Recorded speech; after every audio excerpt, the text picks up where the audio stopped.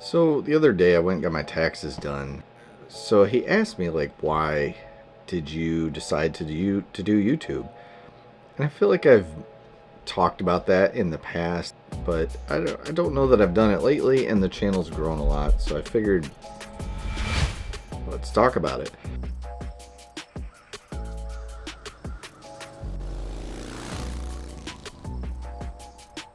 Why did I get into YouTube? I am 42 years old. I've got two kids, a house, a wife, a job, a side business on the side. Why add YouTube on top of this? Originally, my idea was just to put some stuff on video somewhere to record for my kids to have later in life. I was like, well, maybe I should show them how to do some things. You never know what lies tomorrow. It started turning into me like teaching them how to do stuff, and that turned into gradually, hey, what if I did this on YouTube? So I put the videos on YouTube so they could watch them easier, and I didn't have to like, here, come down here and sit here and watch this. It turned into a wider audience than just my two kids. So now I've got 3,000 plus people that watch me, and I kind of question myself of like, why? Like, I don't feel, there's still a voice in me that's like, I'm nothing special. I don't, I just have a camera. Another part is I really enjoy doing this. It's like a hobby of mine now. I enjoy the gear. Anyone that has watched my previous videos in the past knows I'm a huge gearhead. I love collecting gear and stuff, especially for camping and stuff like that. I've got countless tents and sleeping bags and sleeping pads and pillows and fire stoves and fire starting equipment and just everything, right? Videography now is another whole new realm of gear that I get to collect. I don't know what it is. It's something in me that I am a collector, right? So now I get into the world of different cameras and different microphones. Like right now I'm testing out a new microphone that I bought, a new shotgun mic, and a new little mini desk tripod thing. I think that's cool. So like I'm buying better stuff. It's kind of like with camping. Like you get into it with cheaper gear, and then eventually you start leveling up your different stuff. I got into filming YouTube videos as cheap as I could, right? Some of my first ones were on a cell phone, and they were super shaky and stuff. I'm like trying to hold it up, and it's just a mess. And then I went out and spent a little bit more money and bought a GoPro that has some stabilization and stuff in it, but it had its own set of issues, but cheaper stuff. And then I bought a bunch of like cheap stuff to mount it on, and selfie sticks and all this stuff. And now I've leveled up even more, and I'm getting better cameras and better tripods and microphones, and just trying to up my quality while collecting all this stuff. And I'm watching all these videos, so there's that aspect of it for me as well. Another aspect is when I started putting videos out, I don't think what the knowledge in my head is anything special, but I realized there are a whole bunch of people out there that maybe don't know the stuff I know. So this is a way for me to teach it out to people. And I'm not saying I'm a teacher by any means. A lot of the things is just me sharing my personal experiences as I'm doing this stuff, because a lot of it I'm learning as I go. A lot of the things I do with woodworking now has been me wanting to learn that skill. I for something fascinates me about like old world technology kind of things, and traditional woodworking to me is a great one, because I want to know how they did things, how they made beautiful pieces of furniture. If you ever look at old furniture and stuff, the ornate detail and stuff, they made that without power tools.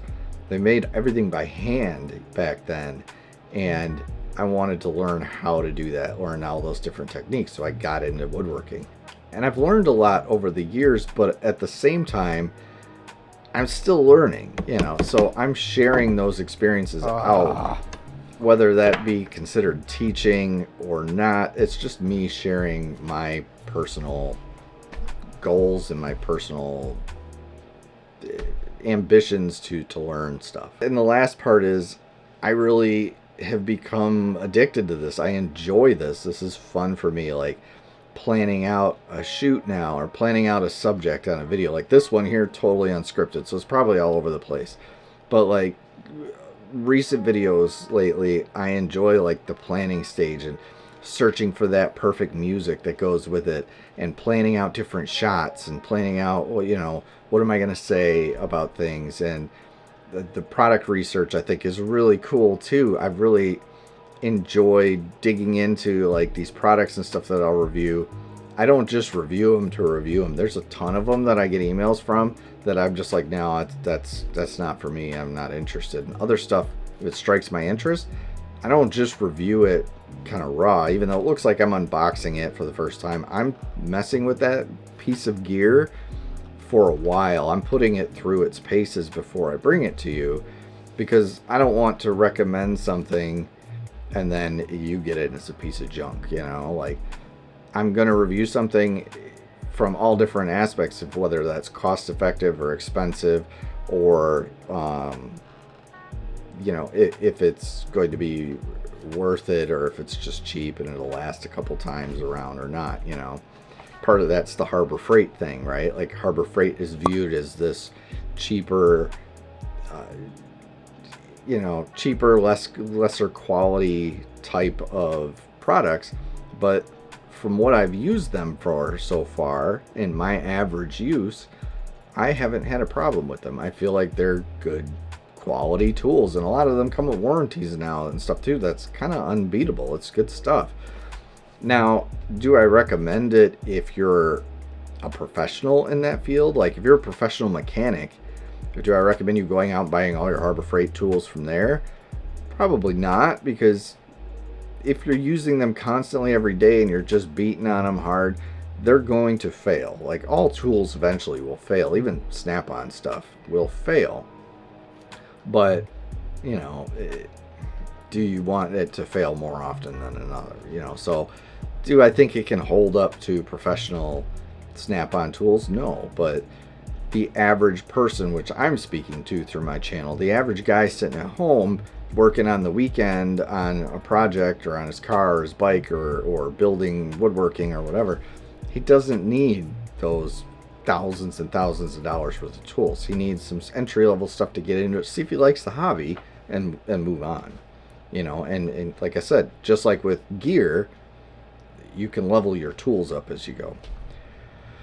So this video is now going on for a while, but I wanted to share why I got into YouTube. There's no one answer, I guess I should say. As far as I've gotten into it, it's the more you get into it, the more exciting it is for me. And editing, I'm learning different ways to edit videos and shoot videos now, and I'm really getting into trying to get into lighting lately and stuff, even though this video is probably horribly lit because that's just all washed out behind me there. But I want to get into all this different stuff, and I think it's fun for me. I'm having a lot of fun doing it, and hopefully that comes across to you, and it seems like, you know, the audience is enjoying it. So I'm gonna keep doing this for a while, and probably for a long while, because usually I'll stick with a hobby and it sticks for a long time. But I enjoy doing this and kind of sharing a part of my life. I'm not sharing all of it, you know, but I enjoy sharing kind of a sliver of my life with you guys, and I hope you enjoy that too. So anyway, I'll see you on the next one.